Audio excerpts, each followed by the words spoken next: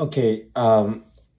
the DEP ပဲဖြစ်ဖြစ် WP ပဲဖြစ်ဖြစ် reject ခံတဲ့ခါမှာအကြောင်းရင်းကမျိုးမျိုးရှိတယ်ကျွန်တော်ခဏခဏပြောပြတာအလုပ်သမားရဲ့အချက်လက်ကြောင့် reject ခံတာလား